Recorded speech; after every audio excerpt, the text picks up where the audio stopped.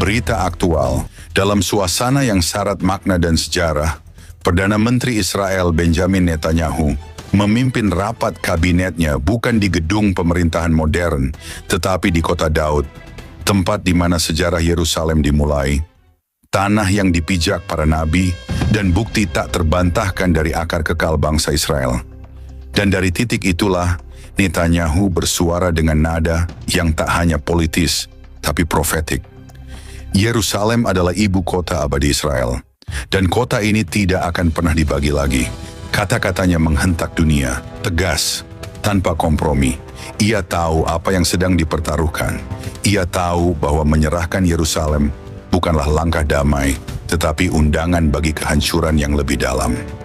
Ia menunjuk ke tragedi 7 Oktober 2023 ketika Hamas menerobos batas dan menumpahkan darah di tanah perjanjian.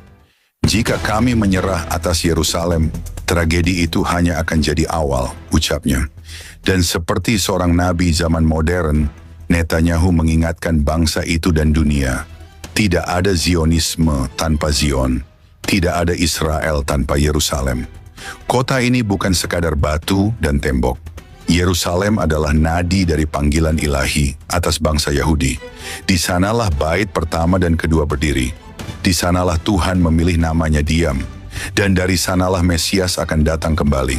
Namun pernyataan tegas ini langsung mengguncang komunitas internasional. Dunia yang selama ini menuntut kompromi, menuntut Israel membagi kota sucinya demi perdamaian, kini mendapati suara yang tidak bisa dibungkam. Presiden Emmanuel Macron dari Prancis pun angkat bicara, mendorong Eropa untuk menekan Israel lebih keras jika krisis kemanusiaan di Gaza tidak segera diatasi. Sebuah ancaman yang diselimuti diplomasi, tapi Israel tak tinggal diam. Mereka menjawab balik, Macron sedang memimpin perang salib terhadap negara Yahudi. Shalom saudara-saudari terkasih dalam Kristus. Hari ini kita tidak hanya berbicara tentang berita. Kita tidak hanya menyimak pernyataan seorang pemimpin dunia. Kita sedang menyaksikan nubuatan yang bergerak, nadi sejarah yang berdetak menuju kesudahannya. Pada tanggal 30 Mei 2025, Perdana Menteri Israel Benjamin Netanyahu berdiri di titik awal Yerusalem, kota Daud, dan mengucapkan kata-kata yang menggema bukan hanya ke seantero dunia, tetapi juga ke dalam lorong-lorong kekekalan. Dari tempat ini, Netanyahu bersuara. Tapi kali ini bukan sebagai politisi biasa, melainkan sebagai suara keras dari sejarah yang berulang. Suaranya bukan sekadar diplomatik, itu adalah pekikan dari seorang penjaga tembok kota Tuhan. Yerusalem adalah ibu kota abadi Israel. Dan kota ini tidak akan pernah dibagi lagi. Kata-kata ini adalah pernyataan iman, bukan sekadar politik. Yerusalem adalah tempat Tuhan meletakkan namanya. Dalam 2 pasal, Tawarikh 6 ayat 6 tertulis, "Tetapi sekarang aku telah memilih Yerusalem, supaya namaku tinggal di sana, dan aku telah memilih Daud untuk memerintah atas umatku Israel." Dari awal hingga akhir, Yerusalem selalu menjadi pusat dari pergerakan Tuhan di bumi. Netanyahu menunjuk pada tragedi 7 Oktober 2023 ketika Hamas menerobos perbatasan dan mencurahkan darah di tanah perjanjian. Ia berkata, "Jika kami menyerahkan Yerusalem, tragedi itu hanya akan jadi awal." Sebuah kalimat yang menggema seperti suara sangkakala, tegas, tak dapat dinegosiasikan. Ia lalu mengucapkan satu kalimat yang tak hanya historis, tapi rohani. Tidak ada Zionisme tanpa Zion. Tidak ada Israel tanpa Yerusalem. Ketika ia berkata, tidak ada Zionisme tanpa Zion, tidak ada Israel tanpa Yerusalem, ia sedang menggemakan isi hati Tuhan. Bukankah Mazmur pasal 132 ayat 13 dan 14 berkata, "Sebab Tuhan telah memilih Sion, mengingininya menjadi tempat kedudukannya. Inilah tempat perhentianku untuk seterusnya. Di sini aku hendak diam, sebab aku mengingininya. Zion adalah puncak bukit bait Allah, tempat Tuhan menyatakan diri, tempat bait suci berdiri dan akan berdiri kembali. Dan Yerusalem bukan hanya kota dari batu-batu kuno, Yerusalem adalah nadi dari rencana penebusan Tuhan. Dari sanalah Tuhan memilih untuk menaruh namanya. Namun pernyataan ini tidak diterima dengan tenang oleh dunia. Presiden Prancis Emmanuel Macron, seorang pemimpin Eropa yang selama ini menyerukan kompromi, menanggapi dengan ancaman terselubung. Ia mendesak agar Eropa menekan Israel lebih keras jika situasi kemanusiaan di Gaza tidak membaik. Tapi Netanyahu tak tinggal diam, dan Israel pun tidak berdiam diri. Dalam pernyataan resmi yang mengguncang media internasional, mereka menjawab balik, Macron sedang memimpin perang salib modern terhadap negara Yahudi. Kata-kata ini bukan sembarangan. Perang salib, istilah yang bagi bangsa Yahudi berarti luka masa lalu, kekejaman yang diselimuti religiusitas palsu. Perang salib adalah saat bangsa-bangsa barat dengan mengatasnamakan Tuhan, memusnahkan komunitas Yahudi, menghancurkan kota-kota mereka, dan menumpahkan darah orang tidak bersalah. Kini, Netanyahu menyamakan tekanan Eropa modern dengan ancaman itu. Ini bukan lagi soal politik, ini sudah menyentuh akar spiritual. Apa yang kita lihat hari ini, saudara, bukan hanya benturan diplomatik antara dua pemimpin dunia. Ini adalah pertarungan antara terang dan gelap, antara kedaulatan Allah dan sistem dunia yang menolak Yerusalem sebagai pusat rencananya. Alkitab telah menubuatkan bahwa Yerusalem akan menjadi cawan yang memusingkan segala bangsa. Zakaria pasal 12 ayat 2. Bahwa bangsa-bangsa akan berkumpul melawan kota ini. Bahwa pada akhir zaman, semua mata akan tertuju ke Yerusalem. Dan sekarang itu sedang terjadi. Saudara, tahukah engkau bahwa posisi dunia terhadap Yerusalem adalah posisi hatinya terhadap Tuhan? Yerusalem adalah jam Tuhan. Siapa yang mengerti Yerusalem, mengerti waktu. Dan siapa yang menolak Yerusalem, sedang berdiri di sisi yang berseberangan dengan Tuhan. Zakaria pasal 12 ayat 3 berkata, pada waktu itu aku akan membuat Yerusalem menjadi batu yang memberatkan bagi segala bangsa. Semua orang yang memikulnya akan terluka parah. Dunia boleh bersidang, bangsa-bangsa boleh berkoalisi, tapi Yerusalem bukan milik PBB. Yerusalem bukan milik Palestina. Yerusalem adalah milik Tuhan dan umat pilihannya. Yerusalem sedang dipertahankan, dunia sedang terguncang, dan sejarah sedang ditulis ulang, bukan dari Washington, bukan dari Paris, tapi dari kota Daud, dari titik awal sejarah kekal itu.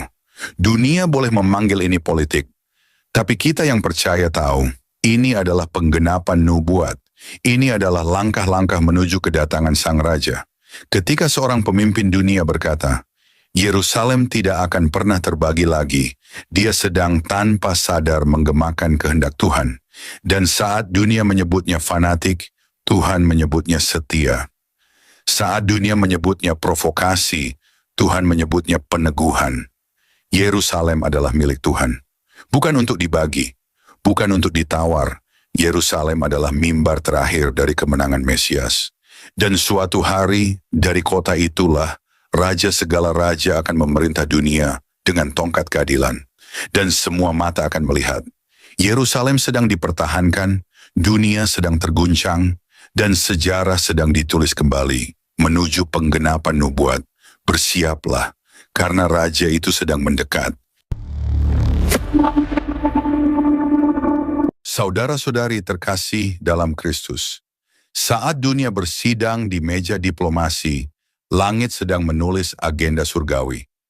Ketika para pemimpin dunia menulis perjanjian dengan tangan mereka, Tuhan sedang membuka gulungan nubuatannya. Dan Yerusalem, kota yang penuh luka dan doa, kembali menjadi panggung utama. Yerusalem bukan hanya batu-batu kuno dan reruntuhan sejarah. Yerusalem adalah tempat darah para nabi tumpah, tempat bait suci berdiri dan akan berdiri kembali. Yerusalem bukan milik perundingan manusia, ia milik Tuhan, dan ia telah menaruh namanya di sana untuk selama-lamanya. Ketika Netanyahu berdiri di kota Daud dan berkata, Yerusalem tidak akan pernah dibagi lagi, ia tidak sedang berbicara sebagai seorang politisi belaka. Ia sedang memukul genderang surgawi. Ia sedang mengulangi pekikan nubuat yang telah dinyatakan ribuan tahun lalu. Yerusalem tidak bisa dibagi karena Tuhan tidak bisa dibagi. Yerusalem tidak akan diserahkan karena janji Tuhan tidak bisa dibatalkan. Yerusalem tidak akan jatuh karena Mesias sedang menuju ke sana. Dunia sedang memainkan permainan yang mereka pikir mereka kuasai. Tapi mereka lupa, ini bukan permainan manusia. Ini adalah panggung Tuhan.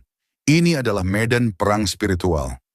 Dan siapapun yang berani menyentuh Yerusalem dengan tangan yang najis, sedang menabuh jenderang perang dengan surga. Zakaria 12 berkata, Yerusalem akan menjadi batu yang memberatkan, dan semua yang mencoba mengangkatnya akan terluka parah. Hari itu bukan hari simbolik. Hari itu adalah hari nyata, dan hari itu sedang mendekat. Kita tidak sedang menunggu. Kita sedang melihat nubuatan digenapi, detik demi detik, langkah demi langkah. Dengarlah ini, setiap tekanan internasional terhadap Yerusalem bukan hanya tekanan politik. Itu adalah pertarungan antara kegelapan dan terang, antara kehendak manusia dan kehendak ilahi. Dan ketika dunia berteriak bagi kota ini, langit menjawab, Yerusalem adalah milikku. Yesaya 62 berkata, demi Sion aku tidak akan tinggal diam, dan demi Yerusalem aku tidak akan beristirahat. Tuhan tidak akan tidur ketika Yerusalem diganggu. Ia tidak akan tinggal diam ketika umatnya dipaksa berkompromi. Ia akan bangkit. Dan ketika Tuhan bangkit, siapa yang bisa berdiri? Perhatikan, ini bukan saat untuk bersikap netral. Ini bukan masa untuk bersikap lembut terhadap dosa atau lunak terhadap kejahatan. Diam terhadap Yerusalem adalah diam terhadap Tuhan. Berkompromi terhadap Zion adalah berkhianat terhadap kebenaran. Dan siapa yang menentang Yerusalem sedang menantang Tuhan sendiri. Saudara, kita hidup di ujung sejarah. Yerusalem bukan hanya kota di Timur Tengah. Yerusalem adalah jam surgawi. Ia sedang berdetak. Dan setiap detiknya mendekatkan kita pada hari penghakiman dan hari kemenangan. Pertanyaannya bukan lagi kapan Tuhan datang. Pertanyaannya, apakah hatimu sedang berdetak seirama dengan Yerusalem? Apakah engkau mencintai apa yang Tuhan cintai? Apakah engkau berdiri bersama kota yang Tuhan pilih? Karena dunia sedang menolak Yerusalem. PBB sedang menekan Israel. Negara-negara besar sedang membangun rencana kompromi. Dan gereja-gereja suam sedang tertidur dalam doa-doa kosong mereka. Tapi kepada mereka yang berjaga, yang berseru siang dan malam bagi Yerusalem, Tuhan sedang memberikan mata untuk melihat dan hati untuk menangis. Karena yang terjadi di dunia ini bukan sekadar konflik geopolitik. Ini adalah gelombang terakhir sebelum langit terbuka dan Raja Kemuliaan datang. Pintu hampir tertutup dan suara sangkakala hampir terdengar. Jangan tunggu guncangan yang lebih besar untuk menyadarkanmu. Jangan tunggu Yerusalem terbakar untuk engkau mulai berdoa. Karena yang sedang diperjuangkan bukan hanya kota di tanah pasir, tetapi takhta raja segala raja. Yerusalem tidak akan pernah dibagi. Yerusalem tidak akan pernah diserahkan. Yerusalem tidak akan pernah tenggelam dalam kompromi dunia. Karena Yerusalem adalah milik Tuhan, dan Tuhan tidak pernah kalah. Berserulah bagi Zion, dan siapkan jalan bagi Sang Raja, sebab ia datang dari timur menuju kota suci, dan dari Yerusalem dunia akan disinari kemuliaannya. Yerusalem sedang dipertahankan, dunia sedang terguncang, sejarah sedang ditulis kembali, dan Sang Raja sedang mendekat. Saudara-saudari terkasih dalam Kristus, terima kasih sudah mendengarkan renungan firman Tuhan sore ini. Bukan suatu kebetulan jika saudara ada di sini saat ini. Tuhan sendiri yang mengatur langkahmu, Tuhan sendiri yang mengetuk pintu hatimu, dan Tuhan sendiri yang menanamkan firman-Nya ke dalam jiwamu sore ini. Biarlah setiap kebenaran yang telah kita dengar tidak berhenti hanya di telinga, tetapi menembus hati, mengalir dalam pikiran, dan diwujudkan dalam perbuatan. Renungan ini bukan hanya perenungan, ini adalah panggilan. Panggilan untuk bertobat, panggilan untuk kembali, panggilan untuk bangkit, dan berjalan dalam kebenaran yang sejati. Karena kita tidak tahu berapa banyak sore lagi yang Tuhan izinkan untuk kita. Kita tidak tahu apakah esok masih milik kita. Tapi hari ini, sore ini, adalah anugerah yang tidak boleh disia-siakan. Mungkin ada banyak hal yang belum saudara mengerti, banyak luka yang belum sembuh, banyak doa yang belum terjawab. Tapi percayalah, Tuhan tidak pernah tutup telinga terhadap jeritan jiwa yang jujur, dan tidak pernah tutup mata terhadap air mata yang jatuh dalam diam. Tinggallah dalam kasih-Nya, berjalanlah dalam terang-Nya, dan peliharalah imanmu sampai akhir. Sore ini mungkin telah berakhir, tetapi firman yang telah tertanam dalam hati kita, biarlah itu terus tumbuh, menguatkan, menyucikan, dan membentuk kita menjadi serupa dengan Kristus. Bukan hanya hari ini, tapi sampai hari di mana kita bertemu muka dengan Dia yang kita imani. Jangan lelah melakukan yang baik. Jangan menyerah meski badai belum reda. Tetaplah percaya bahwa Tuhan tidak pernah melepaskan tangan-Nya dari orang-orang yang berharap kepadanya. Sampai jumpa di renungan firman Tuhan berikutnya. Tetap setia, tetap menyala dalam kasih, dan tetap berjalan bersama Sang Gembala Agung, Yesus Kristus yang hidup dan akan datang kembali. Tuhan Yesus memberkati saudara semua. Mari kita berdoa. Terima kasih Tuhan Yesus. Terima kasih untuk sore yang penuh anugerah ini. Untuk setiap napas yang masih Kau izinkan berhembus dalam tubuh kami. Untuk setiap detik yang Engkau beri, agar kami bisa duduk diam di hadapan-Mu, mendengarkan suara-Mu melalui firman yang hidup, yang menusuk hati, yang mengguncang jiwa, namun juga mengobati luka dan mengangkat kami dari kejatuhan. Tuhan Yesus, sore ini kami datang bukan hanya membawa telinga kami, tapi membawa seluruh keberadaan kami ke hadapan tahta kasih-Mu. Kami datang dengan hati yang kadang kotor, pikiran yang sering goyah, dan semangat yang mulai padam. Tapi firman-Mu sore ini membangkitkan kami kembali. Engkau berbicara bukan hanya lewat huruf dan kata, tapi lewat roh yang menghidupkan. Kami tahu Tuhan, seringkali kami mengabaikan suara-Mu. Kami terlalu sibuk dengan dunia, terlalu sibuk mengejar yang fana, hingga lupa bahwa Engkaulah sumber kehidupan sejati. Namun hari ini kami diingatkan lagi bahwa tak ada satu pun dalam dunia ini yang lebih berharga dari hadirat-Mu. Engkaulah mutiara yang mahal, harta terpendam yang layak kami tinggalkan segalanya demi mendapatkannya. Ajari kami untuk mencintai-Mu lebih dari segala yang kami miliki. Terima kasih karena firman-Mu menegur kami, bukan untuk menghancurkan, tetapi untuk membentuk. Karena Engkau tidak membiarkan kami larut dalam jalan yang salah, namun menuntun kami kembali ke jalan yang sempit, jalan salib, jalan pengorbanan, jalan kebenaran. Tuhan Yesus, sore ini kami mengangkat tangan dan hati kami kepadamu. Segala yang telah kami dengar, biarlah tidak hanya tinggal dalam pikiran, tanamkan itu dalam hati kami yang paling dalam.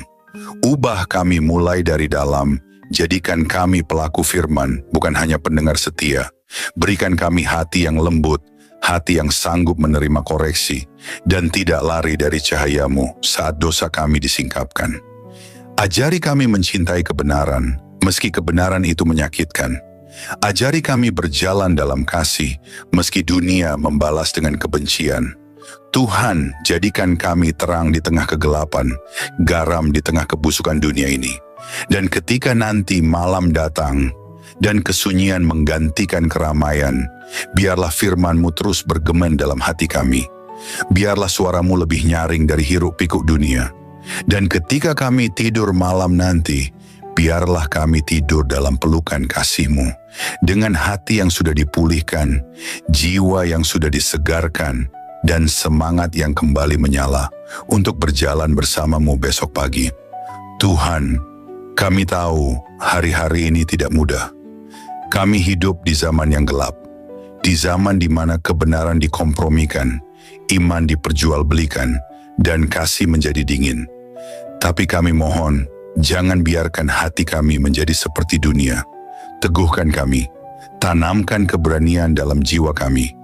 Berikan kami api dari surga yang tidak padam, untuk tetap setia sampai akhir. Kami tahu jalan sempit itu tidak mudah, tapi kami tahu Engkau menyertai setiap langkah yang kami ambil. Meskipun air mata kami jatuh, Engkau mengumpulkannya dalam kirbat-Mu. Meskipun kami berjalan dalam lembah kelam, Engkau tetap setia menggandeng tangan kami. Kami tidak sendiri, kami tidak ditinggalkan. Berkati setiap orang yang mendengar renungan sore ini, dimanapun mereka berada, apapun pergumulan mereka, biarlah kasih-Mu menjamah dan menjawab mereka satu persatu.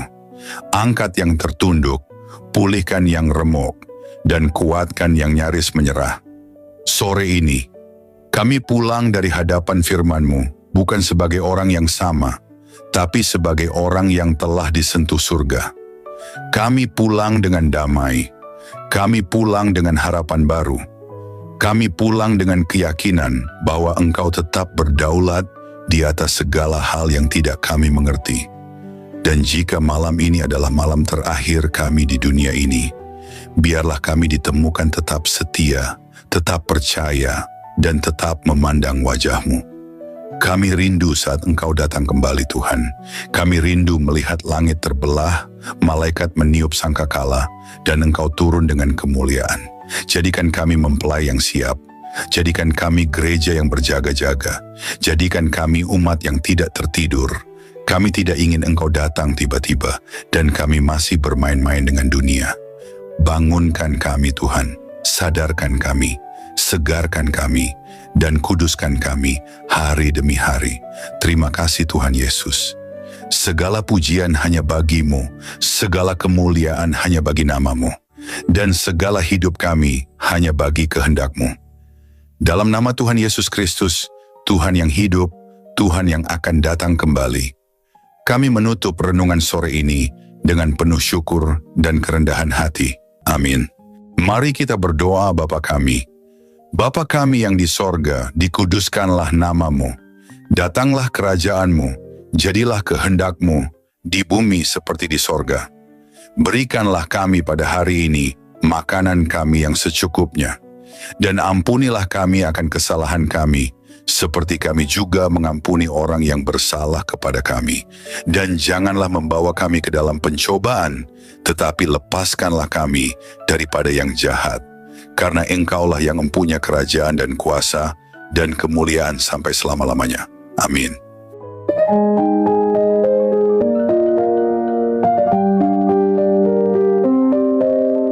Saudara-saudari terkasih dalam Kristus, terima kasih banyak atas kesetiaan saudara-saudari mengikuti renungan firman Tuhan sore ini sampai selesai. Semoga setiap firman yang telah kita dengar, setiap pesan yang telah menyentuh hati, dan setiap doa yang telah kita panjatkan bersama, sungguh-sungguh menjadi kekuatan dan penghiburan bagi hidup saudara di hari-hari yang penuh tantangan ini. Kiranya firman Tuhan hari ini menanamkan keberanian dan keyakinan dalam hati kita semua, bahwa tidak ada keadaan yang luput dari kuasa Allah. Dalam kegelapan dunia yang semakin pekat, marilah kita tetap menjadi terang yang memancarkan kasih, kebenaran, dan pengharapan yang hanya datang dari Tuhan. Jangan pernah menyerah, sebab Tuhan berjalan bersama kita, menuntun langkah kita, dan membukakan jalan saat kita merasa terjebak dan buntu. Ingatlah bahwa di setiap pergumulan ada pertolongan Allah yang siap datang, dan dalam setiap tangisan ada penghiburan yang dari surga. Kami mengajak saudara-saudari untuk terus membagikan berkat ini kepada orang-orang yang membutuhkan. Jangan ragu untuk like, subscribe, komen, dan bagikan renungan ini. Dengan begitu, berkat firman Tuhan dapat menyebar luas, menjangkau lebih banyak jiwa yang haus akan kasih dan kebenarannya. Teruslah teguh dan kuat dalam iman, jadilah saksi hidup yang membawa damai dan sukacita dari Kristus dimanapun saudara berada. Jangan lupa untuk tetap membuka hati dan pikiran dalam setiap renungan berikutnya, karena Tuhan masih punya banyak firman yang luar biasa untuk diberikan kepada kita. Sampai bertemu lagi di renungan firman Tuhan sore berikutnya, dengan harapan dan doa agar Tuhan selalu menyertai langkah saudara-saudari semua, melindungi, memberkati, dan menguatkan dalam setiap keadaan. Tuhan memberkati, amin.